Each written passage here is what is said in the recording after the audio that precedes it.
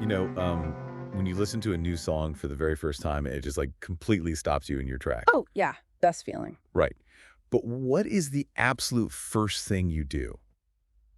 Because, I mean, if you're anything like me, you immediately grab your phone. Yeah, you're checking the artist's name. Exactly. You check the name, you look at their photo on Spotify or Apple Music, or, you probably jump over to Instagram or TikTok. Just to see what they look like. Yeah. What they look like, how they dress, maybe even who they're dating. We are just completely undeniably obsessed with who is making the art. We really are. We want that human connection, just as much as we want the actual melody. We do. But what if the artist just flat out refuses to give you that? That is the million-dollar question. It is, and that's what today's deep dive is all about. We're pulling from this really fascinating source column. It's titled Angine de Poitrine vs. The Resonance: How the Art of Anonymity Changed the Face of Music. It's a great piece. It really turns this whole obsession with the artist completely upside down. It does. And, the mission of our deep dive today is to really look at anonymity in music, not as some cheap marketing trick. Right, not just a gimmick. Exactly. It's not just a gimmick to drum up a little bit of mystery or, a way to hide from the press. Instead, we're going to explore how treating anonymity as a deliberate structural design tool actually changes how your brain processes the music you hear. Wow, okay. Yeah, we're looking at how the absence of an author fundamentally alters that psychological relationship between you, the listener, and the sound itself. Okay, let's unpack this, because to really understand why a musician would actively choose to erase their own identity, I feel like we have to rewind the clock a bit. Oh, for sure. We need to go back to a time when the artist's identity was becoming like the most valuable product in the entire world. Yeah, so to set the stage here, we really have to look at the 1960s and 1970s. The golden age of the rock star. Precisely. This is the era when rock and roll transitioned from being this vibrant, organic youth culture into a massive, global, multi-billion-dollar industry. Right, the corporate machine. Right, and the engine driving that industry was the star system. The major record labels realized very quickly that they weren't just selling vinyl records anymore. They were selling the person. Selling the rock star as an avatar, like an avatar for rebellion or romance. The musicians' fashion choices, their political statements. Their romantic relationships, the hotel trashing antics. All of it. All of that became inextricably linked to the music. So when you bought a record, you were really buying a piece of that person's mythology. Right, you weren't just listening to the Rolling Stones, you were buying into the entire concept of Mick Jagger. Exactly. But while this massive corporate machine is building these larger-than-life gods of rock, there's this totally different colliding trend happening over in the art world. Yes, the conceptual art movement. You have this 1960s conceptual art movement that is starting to ask a very disruptive question, which is basically, should we care about the author at all, or should we just care about the idea? And this wasn't just some, philosophical debate happening in snooty art galleries.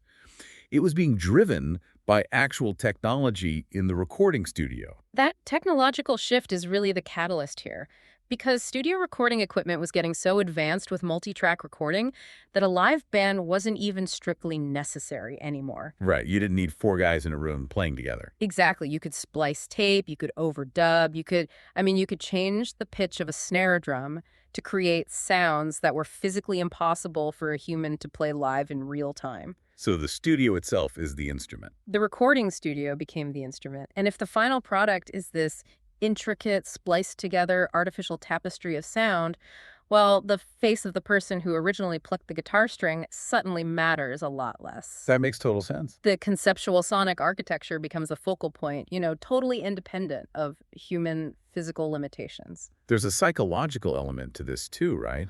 Because, as humans, we are naturally wired to want the rock star. Oh, absolutely. We are social creatures. Right. We look for the who to understand the what. If I hear an angry, aggressive song, my brain immediately wants to know who is angry so I can contextualize it. Exactly. So the conceptual art movement was essentially trying to short-circuit that natural human instinct. It forces a massive cognitive shift. Normally, our brains use what psychologists call top-down processing. Okay, top-down process. Yeah, meaning we use our expectations based on the artist's persona to interpret the music. If we know the artist just went through a terrible public divorce, our brain actively hunts for sadness in the lyrics. Oh, right. were primed to hear it. Exactly. The conceptual movement wanted to force bottom-up processing, where you have to build your interpretation purely from the raw sensory input of the sound itself. Without any shortcuts. Right, no shortcuts. It's like going to a Michelin star restaurant, right? Correct. But the chef refuses to tell you their backstory. Ooh, I like this. They won't tell you where they trained. They won't even tell you the ingredients in the dish. They just walk out, put the plate down in front of you and say, taste it. Yes. They want to force you to separate the art from the artist. To take that analogy a step further, the chef in the scenario isn't just withholding their biography. They are suggesting that their biography is actually a contaminant. Oh, wow. A contaminant. Yeah.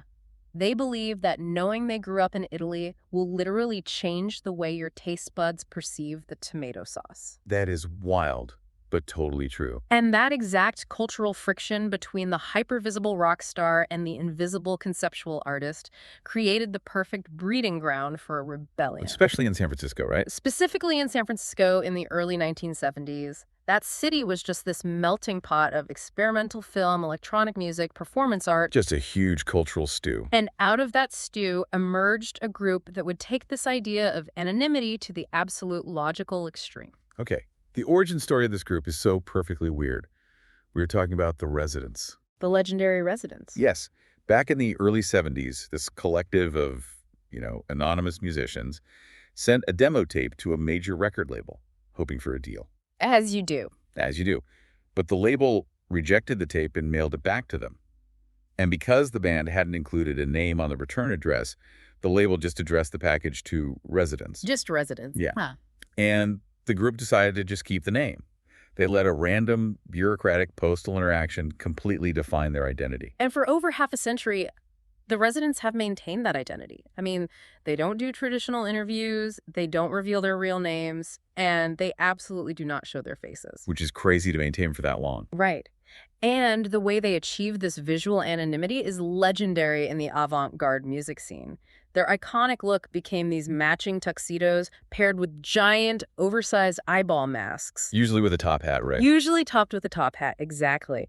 What's fascinating here... Okay, wait, I actually have to jump in here and push back on this a little bit. All right, let's hear it. Because this is where the concept gets a little tripped up for me. If you wear a giant, terrifying, unblinking eyeball on your head, you aren't really hiding, are you? Right. I mean, you're just demanding a completely different kind of attention. If I walk down the street in a tuxedo and an eyeball mask, I am the most visible person in the city. It's hyper-visible. It's totally hyper-visible. How is that actually anonymous? Well, that paradox is exactly what the source material highlights. The column actually describes their approach as excessive anonymity. Excessive anonymity. Yeah. The goal isn't to be invisible. The goal is to erase the human ego and replace it with a fabricated symbolic ego. Oh, I see. So when you look at the Residents, you aren't seeing a person trying to blend into the background. You are seeing a massive theatrical myth. The mask itself becomes the character. Like a mascot almost. Yeah. By erasing their real names and their human faces, they didn't disappear into the shadows. They created a purely fictional protagonist that stands in front of the music. The anonymity itself is the art installation. Exactly. It's like a megaphone for the weirdness. Because if you actually listen to their music, I mean, it is incredibly bizarre. Oh, it's so strange. It's dissonant. They use weird tape loops. They deconstruct classic pop songs until they sound like nightmares. Truly unsettling stuff. Yeah. And if a normal guy in jeans and a t-shirt played that, you might just think, oh, this is a bad garage band. Yeah. But when a giant eyeball in a tuxedo plays it, you immediately understand that you are inside a satirical, surreal performance. The visual absurdity actually trains your brain on how to receive the audio absurdity. Ah, that's a great way to put it. It forces you to engage with the concept, not the creator.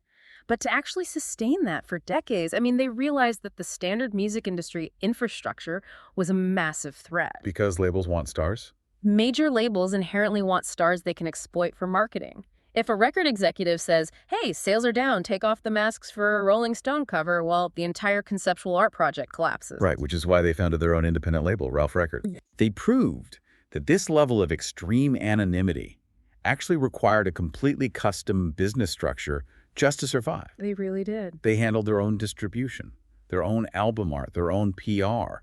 It wasn't just an aesthetic choice, you know? They had to build an entire operational fortress just to protect the myth.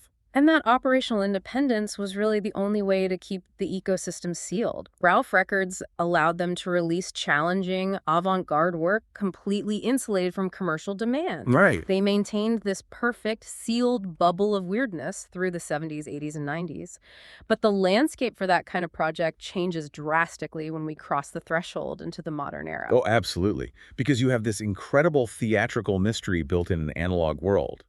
But what happens to that kind of carefully constructed myth when the internet is invented? It shatters. Yeah, suddenly everyone's entire life becomes public by default. The internet essentially weaponized curiosity. In the past, if your face wasn't on the album cover, you were a ghost. It just didn't exist. Right. But today, fans can analyze audio waveforms to see if a production style matches another known artist. They really do that. Oh, they do. They track digital distribution routes, they dig through copyright filings, and they relentlessly hunt for clues on social media forums like Reddit. The mystery becomes a puzzle to be solved rather than a myth to be experienced. We live in an era of extreme information overload. We do. And personality-driven consumption. And it's not just the fans doing the hunting, it's the machines. Right. Like, the modern music industry is driven by Spotify, Apple Music, and TikTok algorithms. Algorithms need data. Exactly. What do algorithms run on? Metadata. They need tags.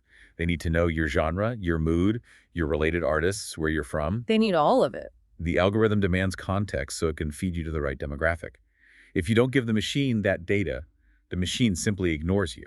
Which presents this really fascinating modern dilemma, right?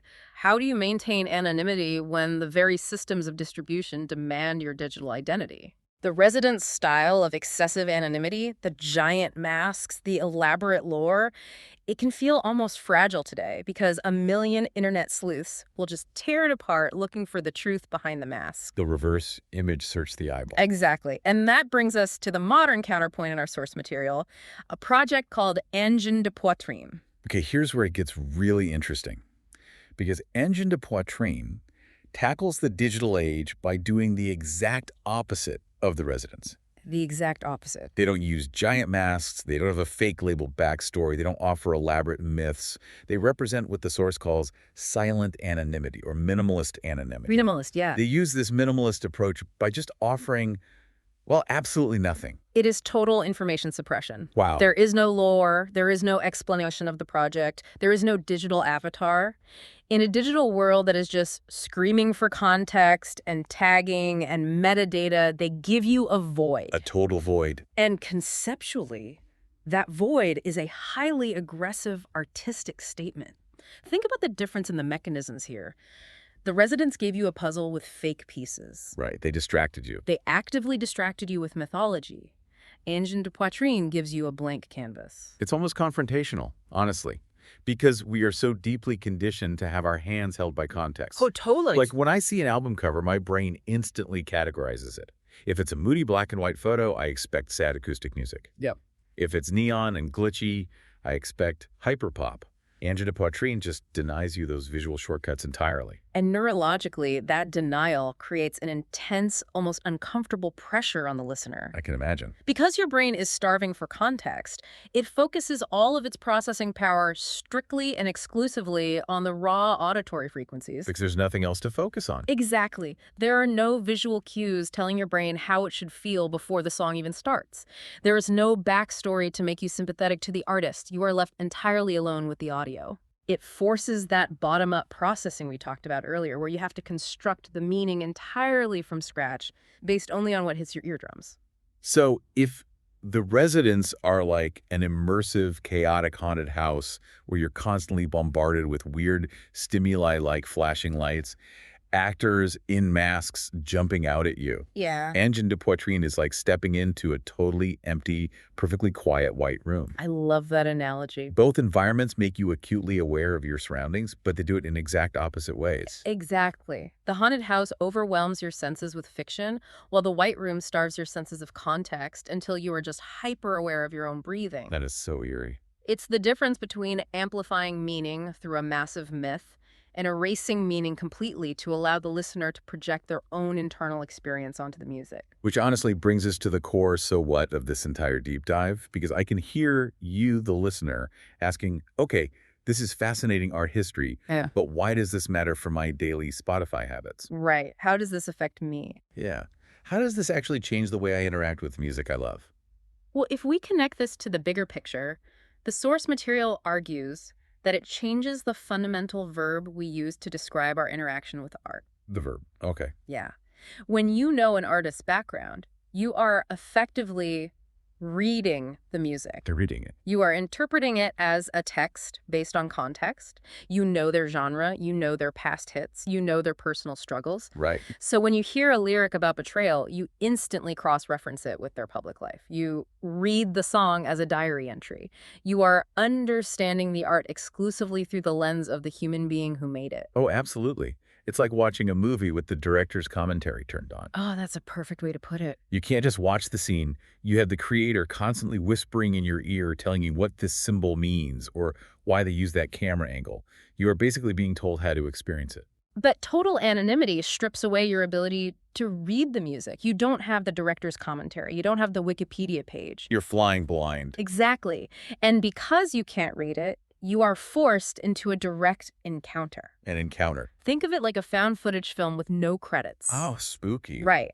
You don't know who shot it. You don't know if it's real or fake. And because of that total lack of information, your brain has to work twice as hard to process what you are seeing. That makes total sense. You aren't judging the artist's intent. You are experiencing pure, unmediated sensation. The music ceases to be a communication from a specific person, and instead it becomes an environment that you just happen to be standing in. That is such a wild shift in perspective. It really highlights how anonymity isn't just an on-off switch. No, not at all. It's a design dial that artists can manipulate. You can turn the dial all the way up to myth like The Residents, to amplify meaning and create this bizarre theatrical encounter. Or you can turn the dial all the way down to silence, like Angine de Poitrine, to completely erase the metadata and let the listener create their own encounter out of the digital void. Beautifully said. But in both cases, the goal is exactly the same, right? To get the artist's ego out of the way. It is a profound act of removing the author to elevate the art. It proves that anonymity is not simply a lack of information. Right. It is a highly structured, intentional choice about where to place the center of gravity in the artistic experience. When you remove the human personality from the center, the structural integrity of the music itself has to hold all the weight. Okay, let's bring this all together. We started by talking about how we always want to know who is behind the art. We crave it. We want the face, the bio, the Instagram feed. But what we've discovered is that anonymity in music isn't about the creator hiding from the world. It's about shifting the center of gravity away from the ego of the human being and placing it entirely onto the structure of the art itself. Exactly. It forces us to stop asking who made this and start asking what actually is this. Yes. So what does this all mean for you? I think the most compelling takeaway here is to consider how much the perceived author of something dictates your reception of it. Oh, in everything, not just music. In everything. We are so deeply accustomed to reading information through the lens of the person delivering it, whether it's music, a news broadcast, or even a presentation at work. Right? So try applying this anonymity filter to your own life tomorrow. Oh, I like this challenge. If you stripped the name and the profile picture off the next news article you read, or, the next email you received from a colleague, how would your encounter with that information change? Wow. Would you judge the ideas more purely or more critically if you couldn't rely on your preconceived judgments about the person who made them? That is such a powerful thought. Because at the end of the day, when you open that music app and hit play on a new song, the most important thing shouldn't be the face on the screen. And it shouldn't be the tags in the algorithm. It should just be the sound in your ears. Thank you so much for joining us on this deep dive. Keep questioning what you hear. Keep looking beyond the profile picture, and we will catch you next time as we continue to explore the ideas that shape our world.